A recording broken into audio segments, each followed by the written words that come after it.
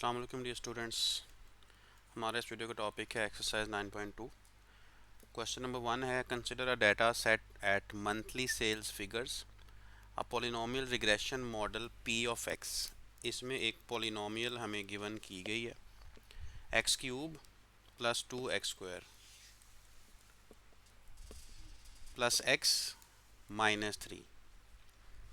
ये उसने बताया है कि पॉलिनोमियल है रिग्रेशन मॉडल की, is fitted to this data if the observed sales in the fifth month are 240 units। तो फिफ्थ मंथ में जो ऑब्जर्व्ड सेल है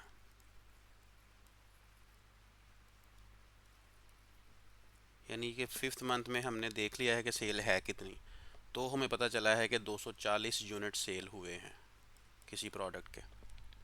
find the percentage error.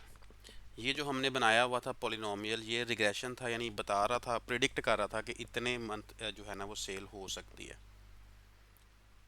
P of x ये गिवन था। इसमें फिफ्थ मंथ के हिसाब से हम देखेंगे अब कि प्रिडिक्टेड सेल कितनी थी।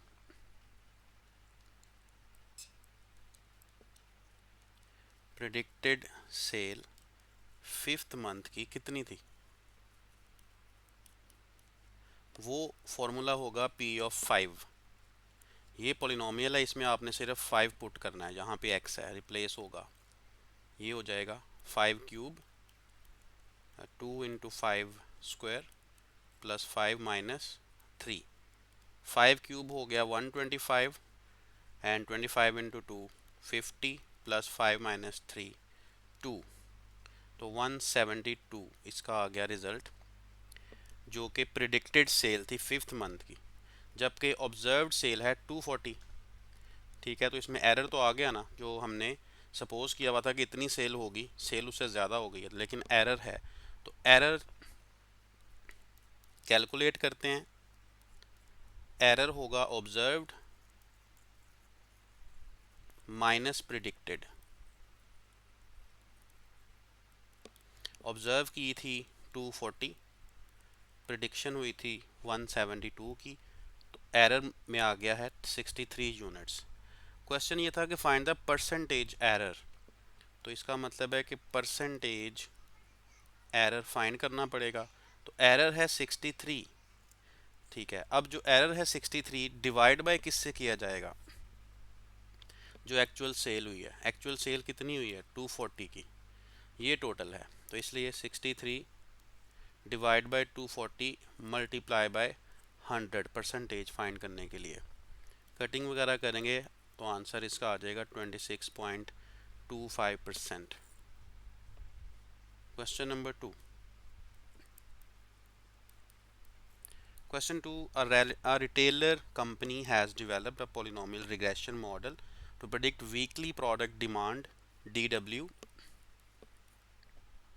is equal to W cube minus 2W² plus 5W minus 4, where DW represents predicted demands in units and W is week number।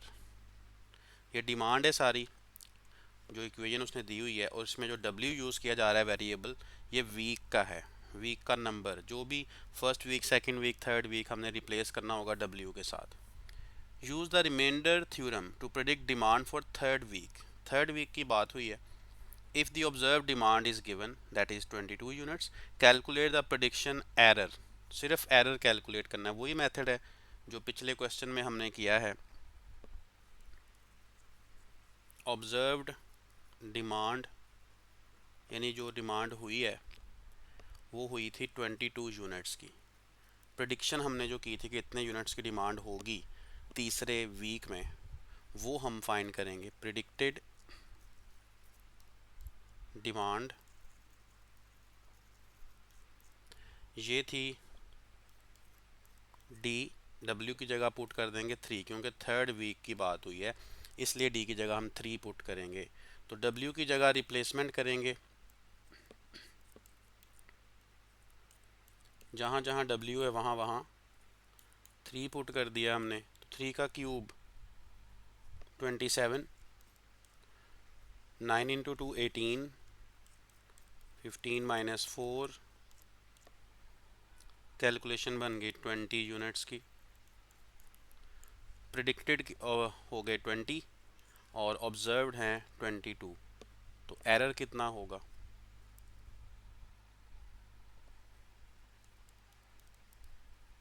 जो प्रिडिक्शन में एरर आया है, observed minus predicted, 22 minus 20, 2 units, ये उसका prediction error है। Question number 3. A digital signal processing system has a transfer function with a numerator b of z is equal to z square minus z minus 2. Use the factor theorem to find the zeros of the system. Zeros of the system हमने calculate करने हैं, सिर्फ zeros of the system, और factor theorem की बात हुई है। तो फैक्टर थ्योरम तब यूज़ होता है कि जब रिमाइंडर ज़ीरो आता है। तो हमें पता है कि जब z की जगह को नंबर पुट करूँगा मैं, तो थ्योरम के मुताबिक इसका रिमाइंडर ज़ीरो आना चाहिए, यानी b of z must be equal to zero. तो अगर b ऑफ z ज़ीरो आता है जिस z को पुट करके, वही z का ज़ीरो कहलाता है ना। इस फंक्शन का, इस पॉलिनोमियल का ज़ीरो वही कहलाता है जिसको मैं इसमें पुट करूँगा तो इसका जवाब ज़ीरो आ जाएगा। ठीक है, तो हम उसको फाइंड करने के लिए ज़ीरोज़ को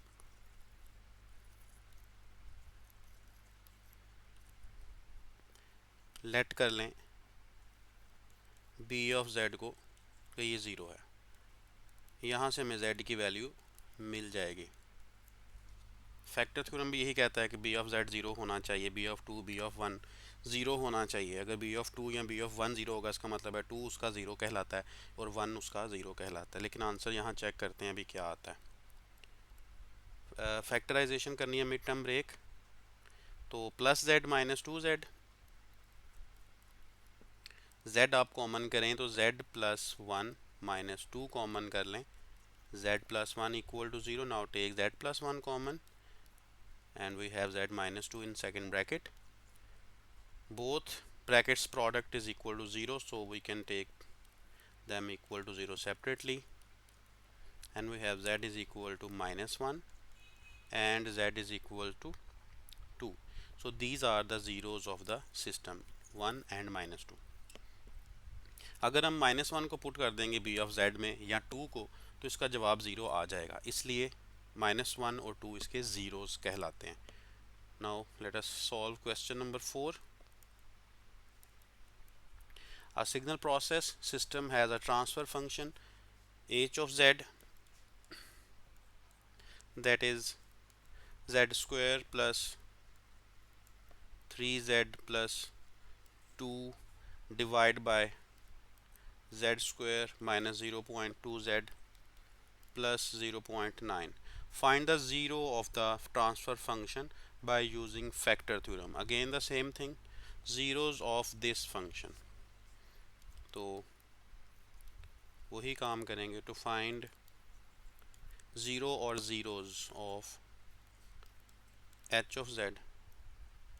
Let h of z is equal to 0. जो h of z हमें गिवन है, इसके ज़ीरो फाइंड करने हैं।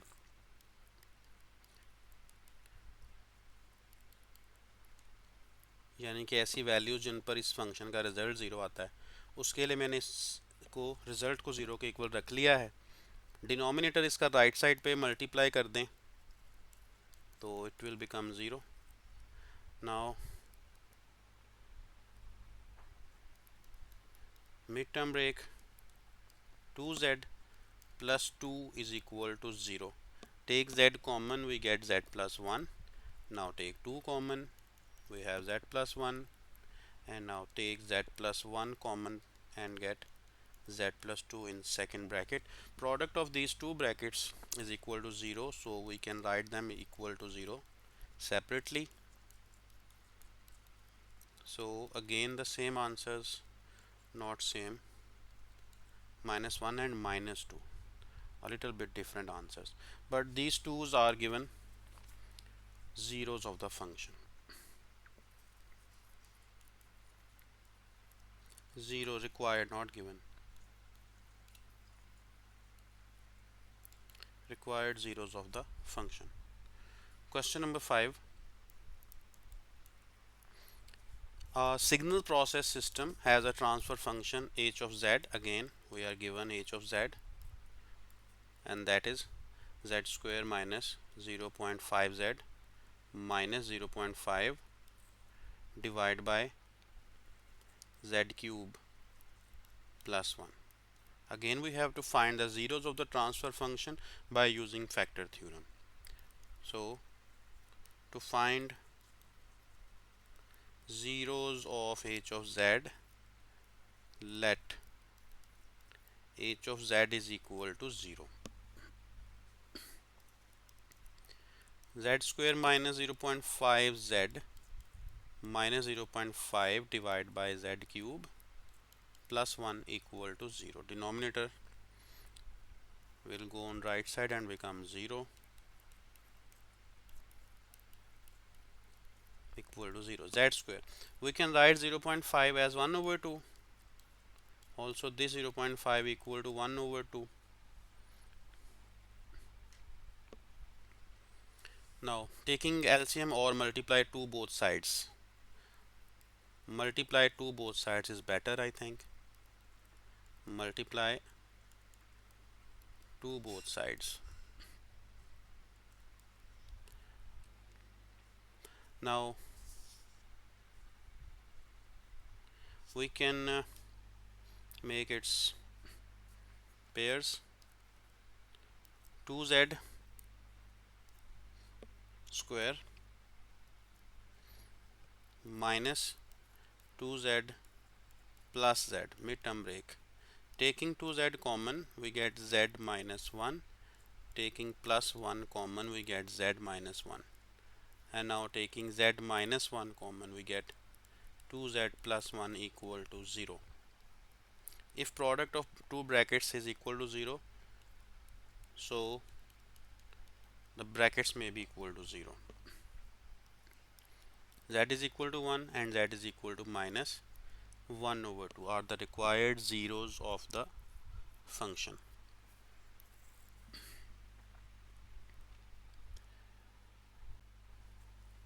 Question number 6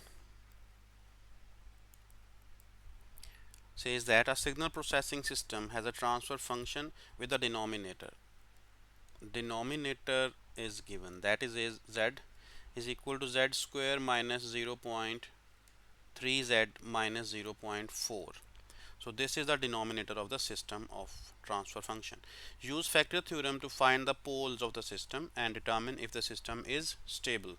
पोल्स फाइंड करने हैं. पोल्स का मतलब है ऐसी वैल्यूज़ जिस पर डिनोमिनेटर किसी भी फंक्शन का, सिस्टम का, जो कि कॉम्प्लेक्स सिस्टम है या इमेजिनरी सिस्टम है, जैसे हम आयोटा वगैरह पढ़ रहे हैं, इस सिस्टम का जो डिनोमिनेटर है जिस वैल्यू पर ज़ीरो आ जाता है उस वैल्यू को हम कह देते हैं कि यहाँ पर उस फंक्शन में पोल है. यानी अगर फ़र्ज़ करें कि आंसर 1 अगर हम पुट करते हैं किसी फंक्शन में 1, तो उसका डिनोमिनेटर 1 पुट करने की वजह से 0 आ जाए, तो हम कहेंगे कि it has pole at z is equal to 1. तो हमें वो पोल फाइंड करना है. डिनोमिनेटर हमें गिवन है, तो डिनोमिनेटर जिस वैल्यू पर 0 आ जाएगा वही पोल होगा. इसलिए इस डिनोमिनेटर को मैं 0 के इक्वल पुट कर देता हूँ. ये हमें गिवन है, ठीक है. तो z की वैल्यू जो भी आएगी वहाँ पर पोल होगा. यानी कि फंक्शन जिस वैल्यू पे अनडिफाइंड होता है कॉम्प्लेक्स नंबर्स का, वो पोल कहलाता है, वो नंबर. तो फ्रैक्शंस बनाते हैं पहले. तो ये 3/10 लिखा जा सकता है और ये 4/10. Multiply by 10 we get 10z square minus 3z minus 4 is equal to 0. Now taking its midterm break, 10z square and plus 5 minus 8 minus 4. Taking 5z common, we get 2z plus 1, and minus 2 common, minus 4 common, we get 2z minus plus 1 equal to 0. It is 4. Taking 2z plus 1 common, we get 5z minus 4 equal to 0. So the poles will be z is equal to minus 1 over 2 and 4 over 5. Poles are at z is equal to this and z is equal to this number. There was one more thing, that was determine if the system is stable. तो stable system कहाँ पे है, इस बात को हमें check करना था. तो जो सिस्टम है, अगर इस ये वैल्यू इसका मॉड लेस देन 1 आ जाएगा तो हम इसे कहेंगे कि ये सिस्टम स्टेबल है. ये उसकी कंडीशन होती है कॉम्प्लेक्स नंबर्स में.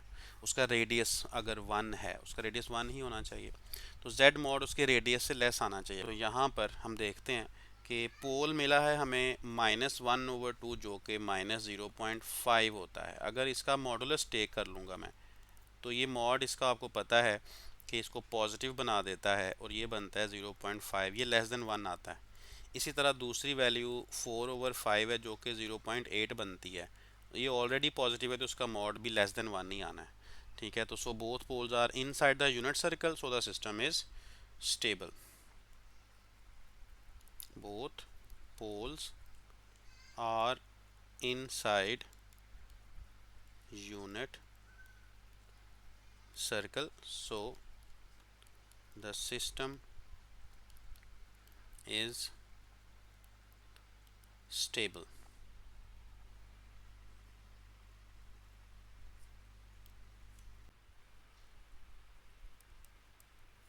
Question number 7 says the denominator of signal processing systems transfer functions equal to a of z square plus 1.2z plus 0.35. Use the factor theorem to determine the location of the corresponding poles and assess the stability of the system. Same question number 6 की तरह ही है. इसको भी आप put कर दें by given a of z को 0. तो z स्क्वायर प्लस 1.2 है, इसे 12 over 10 लिख सकते हैं. 0.35 है तो इसको 0 को हम ख़त्म कर देते हैं पॉइंट को, तो 35/100 आ जाएगा इज़ इक्वल टू 0. इसको रिड्यूस करते हैं, इसकी कटिंग कर लेते हैं ऊपर नीचे, तो ये हो जाएगा 6 over 5z and 7 over 20 is equal to 0. ये 0 है, इज़ इक्वल टू 0. अब 20 से मल्टीप्लाई करें तो आगे फ्रैक्शन ख़त्म हो जाए, तो it will become 20z square plus 20 over 5, 4 into 6, 24 plus 20 into 7/20, 7. Mid term break 10z plus 14z, ये इसका पेयर है मिड टर्म ब्रेक का. 10z common, 2z plus 1, 7 common, 2z plus 1, and now 2z plus 1 common, 10z plus 7 equal to 0.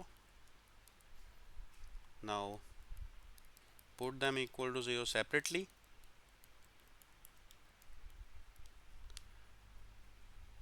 And we get z is equal to -1 over 2 and z is equal to -7 over 10. These are the poles. Z is equal to -1/2 and 7 over 10. अब फिर stability उसने कहा था question के अंदर कि stability भी आप देखेंगे, तो स्टेबिलिटी के लिए मैंने आपको बताया है कि ये जो फंक्शन होता है, इस फंक्शन में अगर यूनिट सर्कल है, यूनिट सर्कल उसके अंदर अंदर इसके पोल की वैल्यू बन जाती है. ठीक है, तो उसे हम कह देते हैं कि सिस्टम स्टेबल है, यानी z mod must be less than 1. तो देख लें -1/2 का मॉड लेस देन 1 है, क्योंकि ये -0.5 है, इसका मॉड बनता है 0.5 और ये लेस देन 1 होता है। दूसरी कंडीशन भी यही है, -7/10 इसका मॉड देखें लेस देन 1 है, -7/10 का मतलब है 0.7 माइनस का, तो पॉजिटिव हो जाता है मॉड ओपन करने से, ये तो लेस देन 1 है। तो इसमें जो z मॉड यानी ये मैग्नीट्यूड, यहाँ पे z मॉड जो मैंने पिछले क्वेश्चन में भी बात की z मॉड, यहाँ पे वो z मॉड असल में मैग्नीट्यूड है, ठीक है। Magnitude of z must be less than 1, तो ये मैग्नीट्यूड है, यहाँ लिखना चाहिए। ना भी लिखेंगे तो ये मैंने आपको क्लियर कर दिया है, इसको लिखना ज़रूरी नहीं होता, इसलिए मैंने भी लिखा नहीं था। तो ये z का मैग्नीट्यूड है। मैग्नीट्यूड जब आप करते हैं किसी भी नंबर का, कॉम्प्लेक्स नंबर का, तो आपको पता है वो इस तरह से आता है, तो इसका रिज़ल्ट तो पॉजिटिव ही आता है ना, इस वजह से हम इसको ये कह सकते हैं पिछले क्वेश्चन में भी और इसमें भी कि 0.5 पॉजिटिव आ गया है अगर इसका मैग्नीट्यूड आप फाइंड करेंगे, क्योंकि ये रियल पार्ट ही है 0.5, इमेजनरी पार्ट इसका 0 कंसिडर कर लें आप। ये टाइम डिस्क्रीट फंक्शन है असल में, ठीक है। तो इसमें अगर इसका मैग्नीट्यूड लेस देन 1 आता है, यानी कि यूनिट सर्कल के अंदर ये पोल वाला पॉइंट आ जाता है, तो उसका मतलब है कि सिस्टम स्टेबल है। तो यहाँ पे लेस देन 1 आ रहा है, इसका मतलब है कि सिस्टम स्टेबल है। तो ये चीज़ भी हमने डिटर्मिन कर ली कि सिस्टम स्टेबल है। इसके साथ ही हमारा 9.2 इसका काम कंप्लीट हो गया, चैप्टर नंबर 9 भी कंप्लीट है। मिलते हैं नेक्स्ट वीडियो में, अपना ख्याल रखिएगा, अल्लाह हाफिज़।